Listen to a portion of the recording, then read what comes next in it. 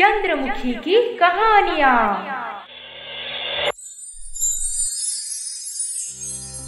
Hello दोस्तों, ये कहानी शुरू होने से पहले अगर आपने हमारे चैनल को सब्सक्राइब नहीं किया है तो जल्दी से सब्सक्राइब करके बेल आइकॉन दबा दीजिए, क्योंकि हम आते हैं हर बार एक नए किस्से के साथ।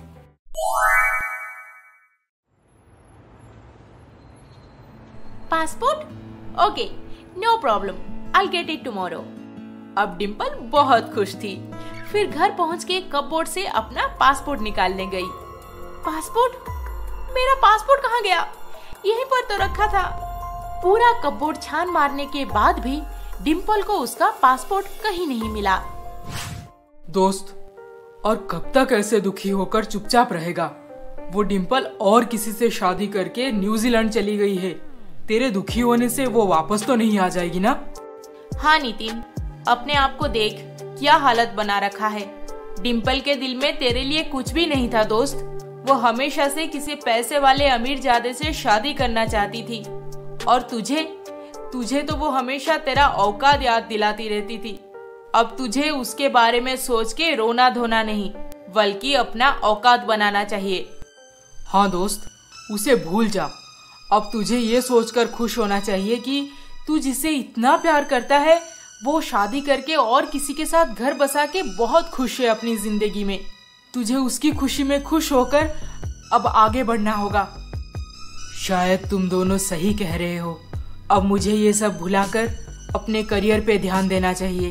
भगवान करे डिम्पल अपने पति के साथ हमेशा खुश रहे। फिर भी नितिन के लिए डिम्पल को भूल पाना इतना आसान नहीं था। और उधर न्यूजीलैंड में प्रणव, मेरा पासपोर्ट कहाँ गया? मैंने रखा है तुम्हारा पासपोर्ट, क्यों चाहिए? आपके पास मेरा पासपोर्ट है? पर मैंने तो।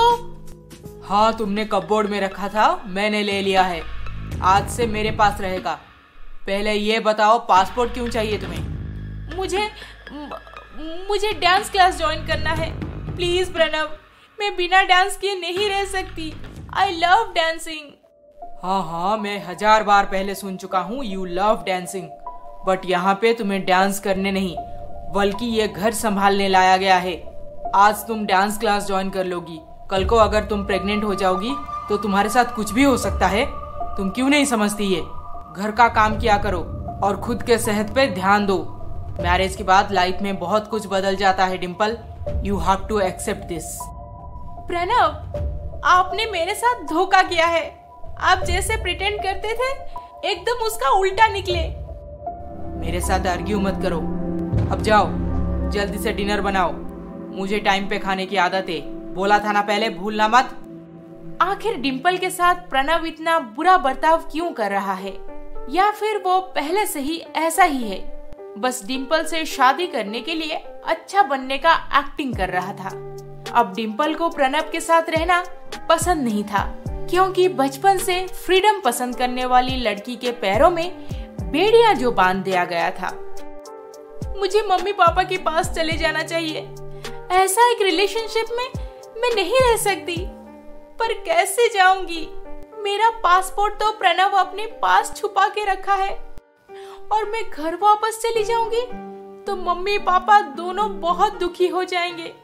उनका सपना था कि मैं फॉरेन में रहूं, पर सच बात तो ये है कि अपने देश का अपनापन और कहीं नहीं मिलने वाला। एक काम करती हूँ, मम्मी पापा से थोड़ा बात कर लेती हूँ, मन हल्का हो जाएगा।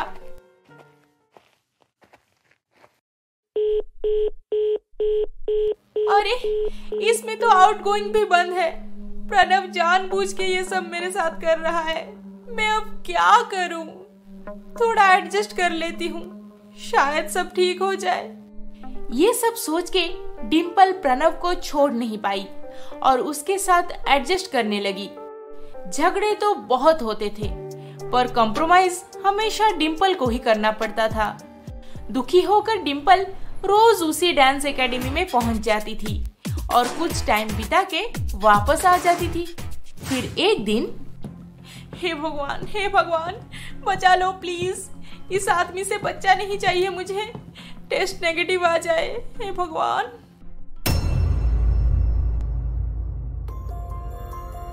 होनी को कौन टाल सकता है। Oh my God, pregnant! मुझे तो इस प्रणव से भागना है, फिर ये बच्चे का क्या करूंगी मैं। तभी डिम्पल के दिमाग में ये ख्याल आया कि अगर प्रणव को पता चले वो डैड बनने वाला है तो शायद सब कुछ ठीक हो जाए।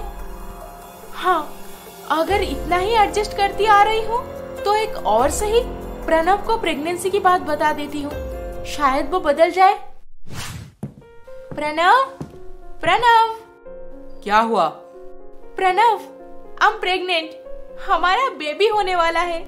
ओह वाओ, कांग्रेचुलेशंस टू यू, मेरा बेटा आने वाला है। यस। बेटा? अभी से बेटा बेटी क्यों कर रहे हो? बेटा हो या बेटी, क्या फर्क पड़ता है? फर्क पड़ता है, मुझे बेटा ही चाहिए, समझी?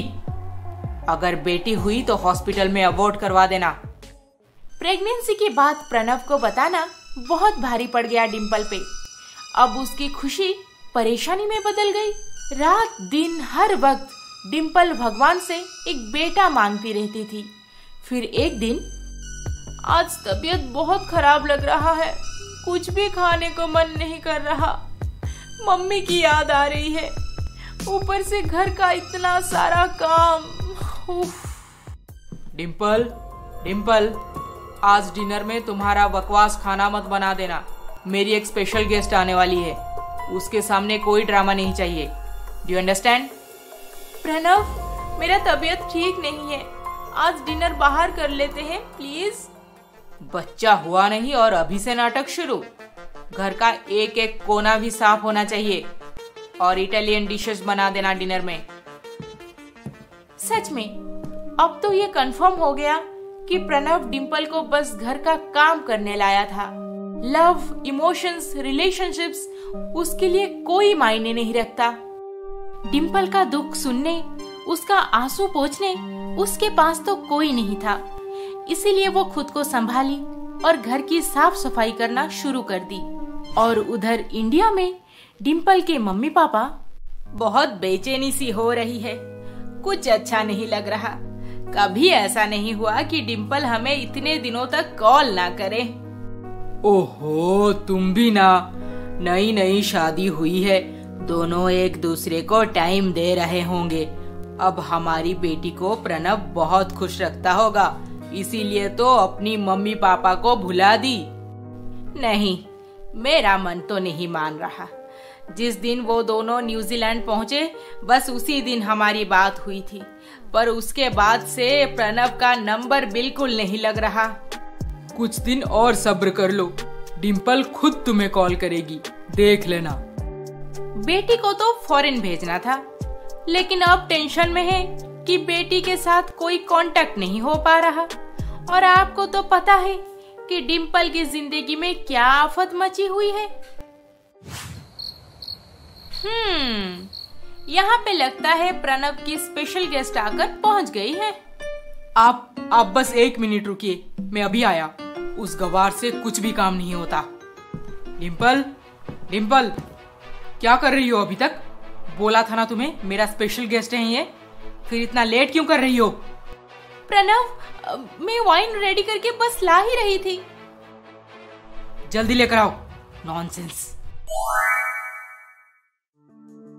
इसके आगे क्या होने वाला है, ये जानने के लिए हमारा अगला एपिसोड देखना ना भूलें। और अभी तक आपने हमारे चैनल को सब्सक्राइब नहीं किया है तो जल्दी से सब्सक्राइब करके बेल आइकॉन दबा दीजिए। अरे अरे अरे अरे, इस वीडियो को लाइक, शेयर, कमेंट करना ना भूलें। जल्द ही मिलेंगे अगले एपिसोड के साथ। नमस्ते।